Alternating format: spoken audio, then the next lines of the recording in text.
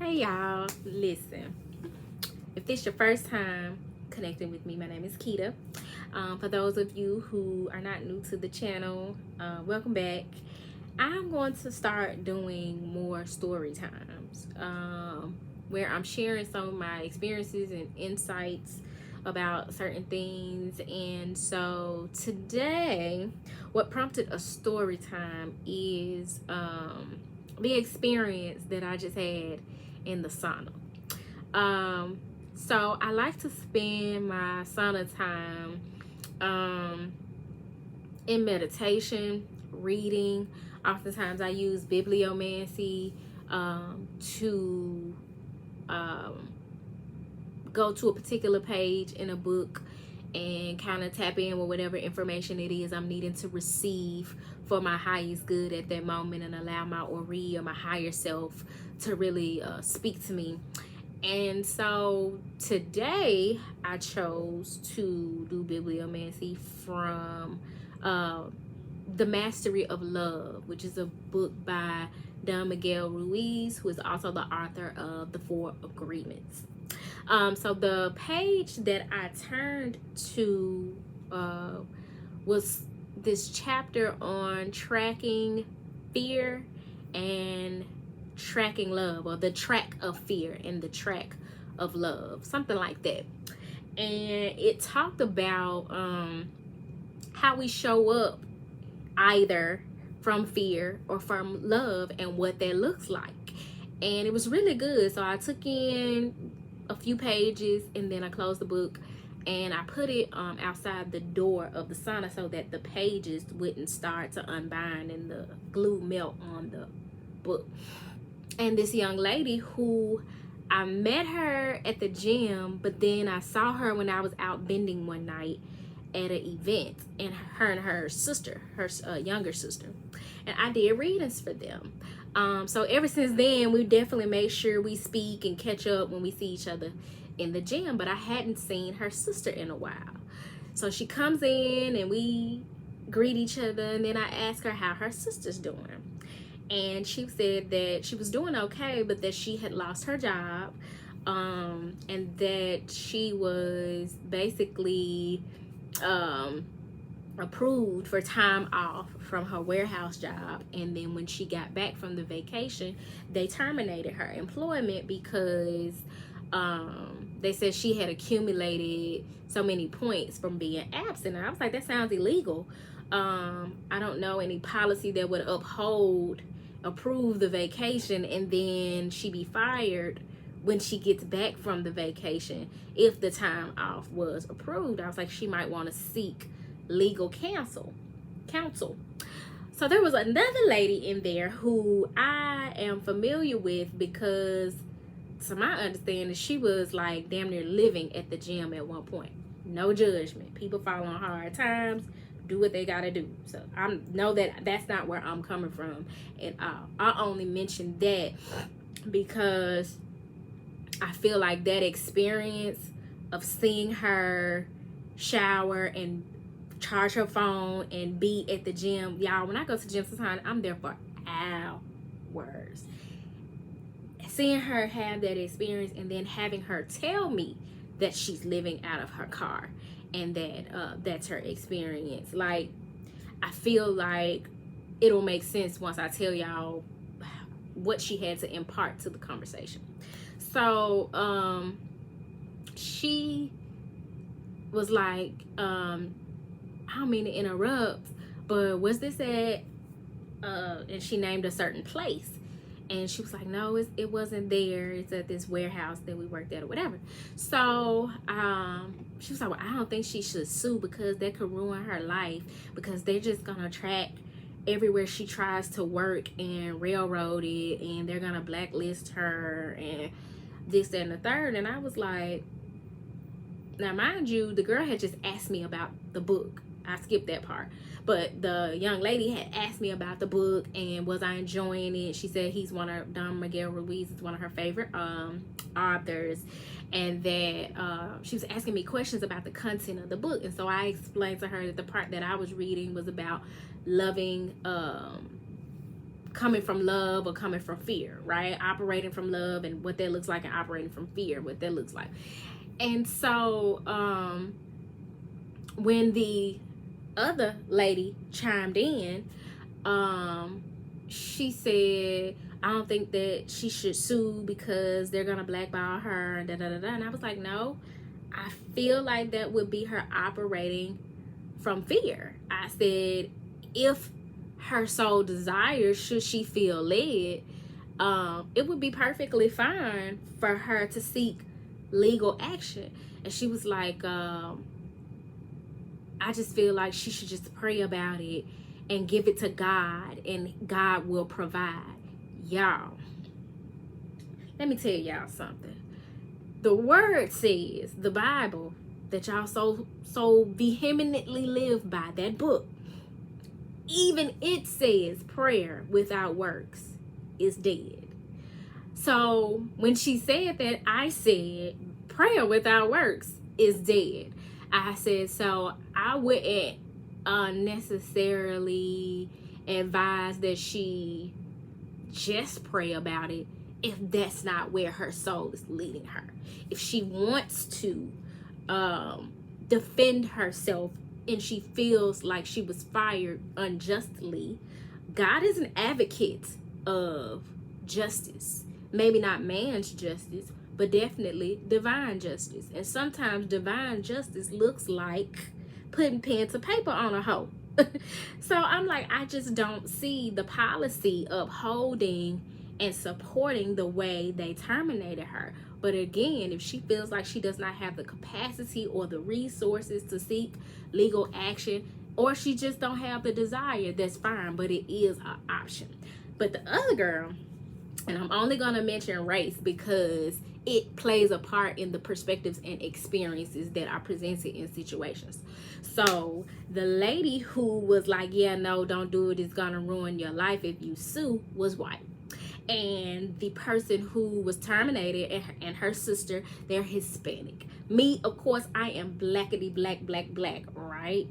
I do have 2% European heritage, and even that is Portuguese, which is a bit of Spanish culture. But yeah, so when you think about the experiences of some people of those ethnicities, it makes sense why the contributions to the conversation were what they were to me.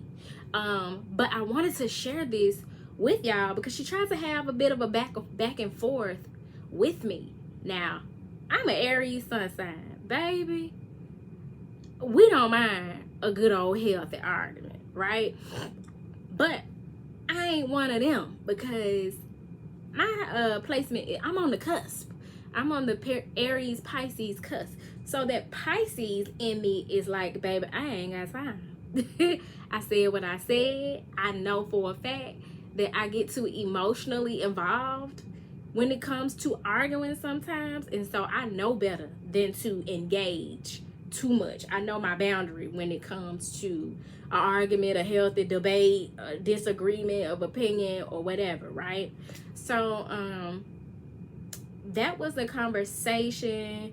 There was a little bit of back and forth, nothing unhealthy. The white lady, she got up and she walked out the sauna because mama was standing on business. I was like, yeah, no, if she wants to sue, I don't think that that's something that God would or God is opposed to. We are to love and honor ourselves, and if she wants to honor herself by defending herself because she feels like she was wronged in some way, then there are channels for doing that, and it would be okay if she chose to do something other than just pray about it and pray and count on God providing, because the same God that she would pray to whether she believes that God is within her or outside of her or whatever, that same God whom she would pray to and leave it there is the same God that would protect her if someone tried to railroad her.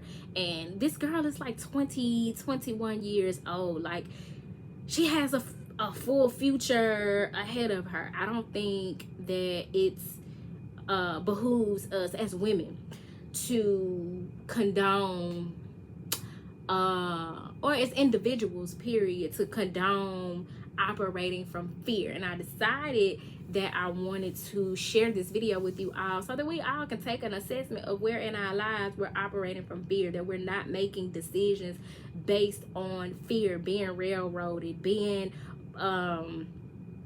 blacklisted, or being rejected in some way. Like, if you believe that you are an heir of God's lavish abundance, you definitely don't make your decisions from that place. But there is a poverty consciousness that is coming to the surface in many of us about where our decision making and our behavioral patterns stem from, and how that has affected our lives adversely.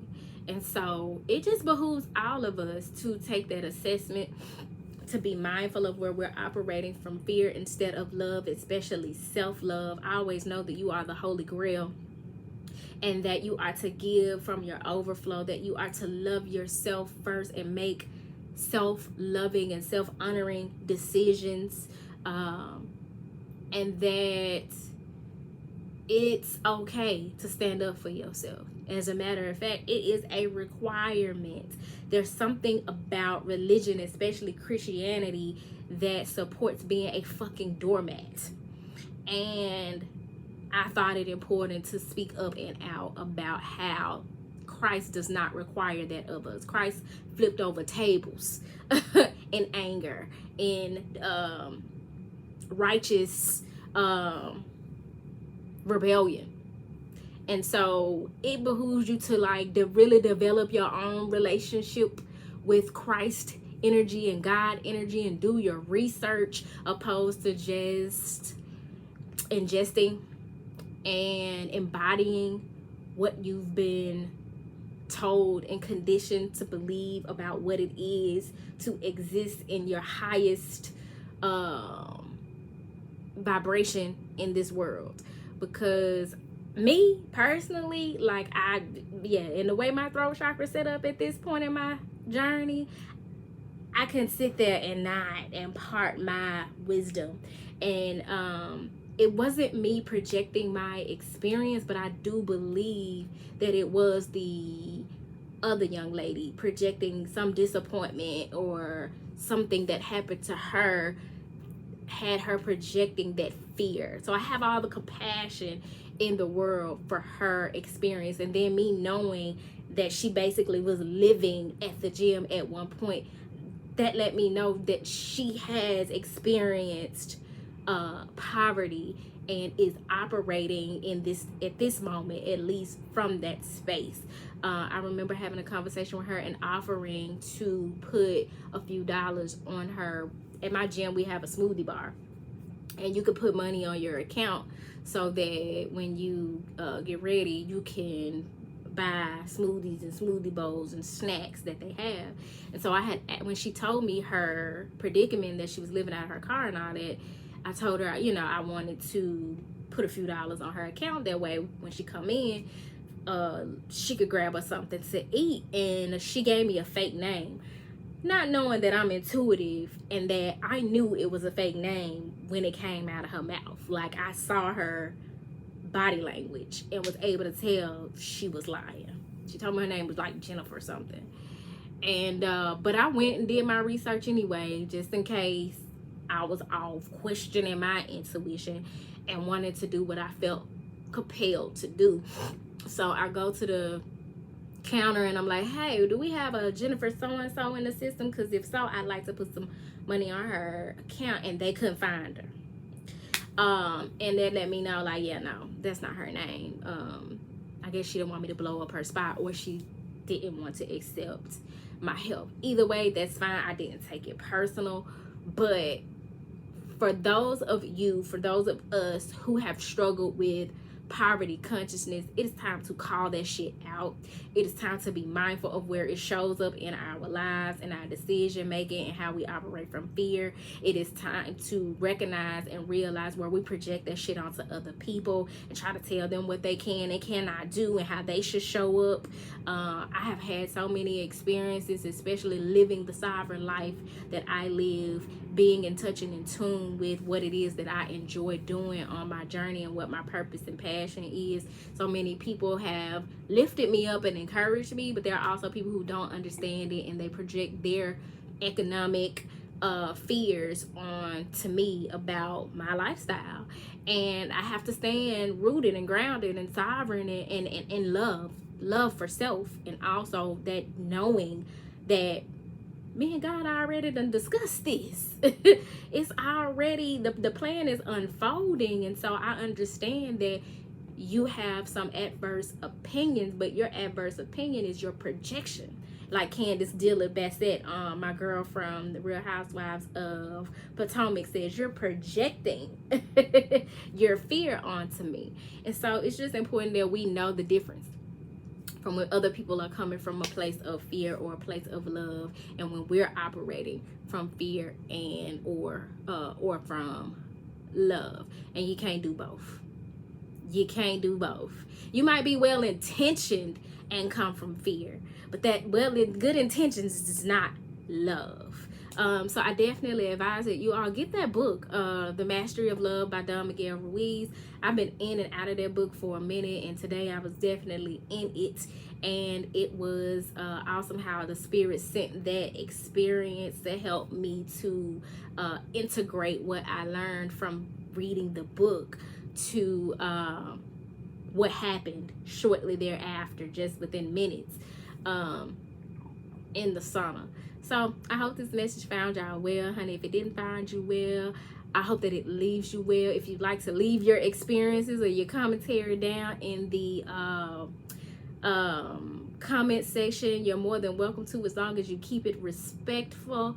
With that being said, y'all, stay on the lookout for more story times, because I'm definitely going to start doing this more just candid conversations about some of the things that I've experienced and wisdom that I've gained from said experiences. But until next time, y'all, peace.